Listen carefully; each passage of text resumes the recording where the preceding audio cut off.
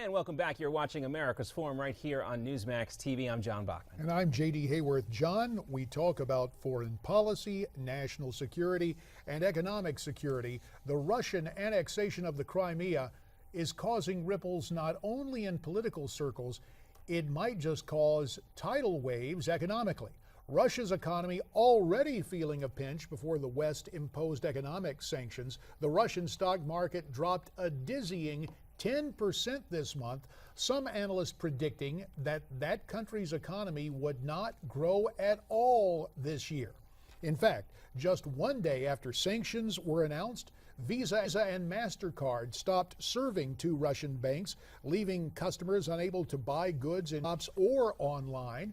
And with Russian troops still massed along the border, many Russian businessmen and banks left wondering just how safe their investments are. And hey, they're not the only ones. In this global banking system, Western banks could feel the fallout too.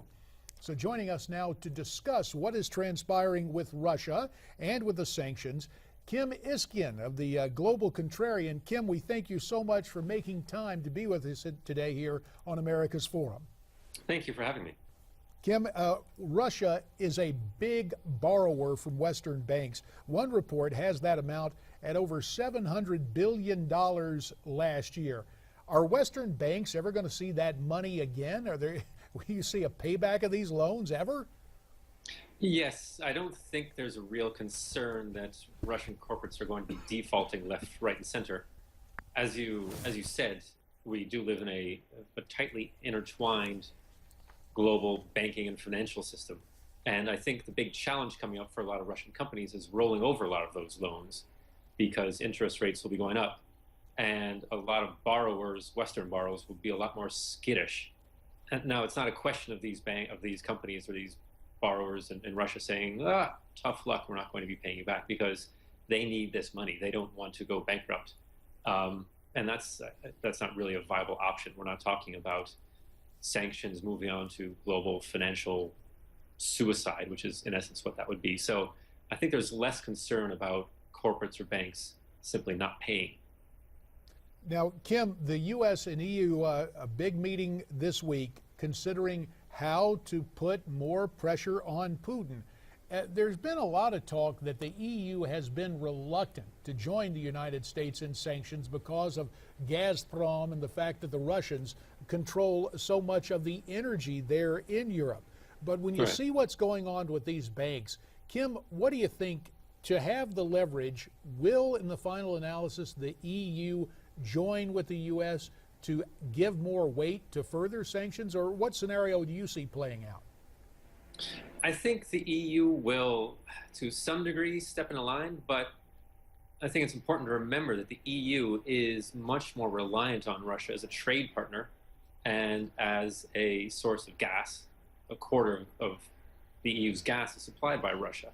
And also, a lot of European banks are much more exposed to Russia than U.S. banks.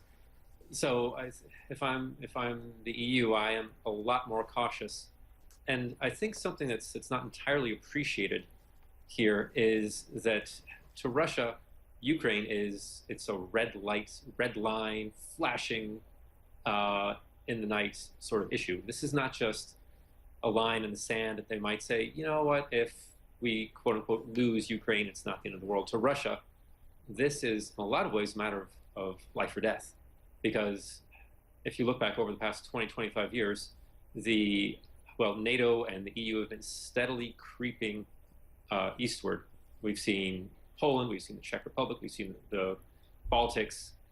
If I'm Russia, if I'm Vladimir Putin, I've seen the West slowly stepping further and further into what used to be my sphere of influence.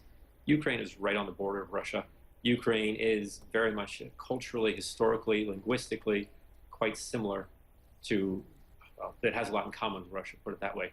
So to Russia, this is not just a lark that it doesn't really matter that much. So I guess my point here is Russia is willing to endure a great deal of economic pain, probably a whole lot more than the EU or than the US is, in order to get its way. So, Kim, we've seen this back and forth between the United States and Russia with these sanctions here. Now, if the sanctions continue to ramp up and Russia does something like turning off the gas, as we've seen them do in the past in the run-up to the Ukrainian election before Yanukovych was elected, what would that do? Things got much worse to the price of diesel, to the price of gasoline, or petrol as they call it in the UK and elsewhere in Europe, if the supply constricts? Well, right. I think we'd see certainly the prices go up. What's been discussed is increasing the supply of natural gas from the U.S. I don't know how quickly that could be done, but that would be probably a medium-term sort of measure. I think the long-term efforts of the EU to diversify their sources will certainly accelerate. I think this might also benefit, for example, Iran and the loosening of sanctions against Iran, because if I'm the EU, I see Iran, which is the world's second largest has the world's second largest energy reserves. I see that as a huge opportunity to diversify away from Russia. I think those would be the medium to long-term measures. I think in the short term, there would be a big push on the part of the EU to probably coddle Russia just to get the gas turned back on. Now, that's an interesting idea, JD. Iran selling oil and natural gas to Europe and undercutting the Russians.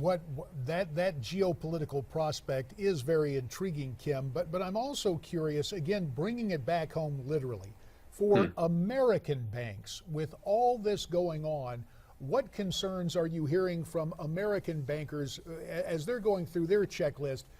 How do you think American bankers are responding to this situation as it's developing?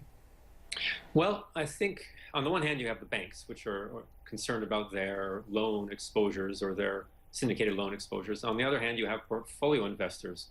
Now, what the most recent round of sanctions did, it said anyone who's doing business with this list of people better stop. And on that list of people were some large shareholders in, for example, some traded stocks, some Russian traded stocks that are traded in London or in the US. Now, at a certain point, if I'm in the compliance department of some big asset managers, I might say, but wait a second, the US government just said that we can't do business with these companies, but yet we're holding the shares of a company that is also held by one of these people on the sanctions list. So what does that mean? So I think that things could get pretty sketchy depending on how the compliance departments of asset managers interpret these measures, and depending on how hard the US government wants to come down on some of these companies.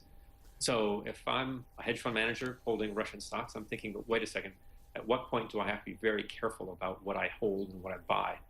So I think that's going to be going on in a lot of companies. Kim Iskyan, we'll leave it there. Really appreciate your work at Global Contrarian and the fact that you'd spend some time with us today on America's Forum. Thanks so much. Super. Thank you. Thanks, Kim. When we come back, we have much more ahead here on America's Forum, including a group of scientists. They're talking about climate change, and they're also talking about hunger and disease and how they might be connected. Plus, the author of a new book, Luis Rosales, gets a nod from the Pope. This Pope, you may have seen it here on Newsmax.com.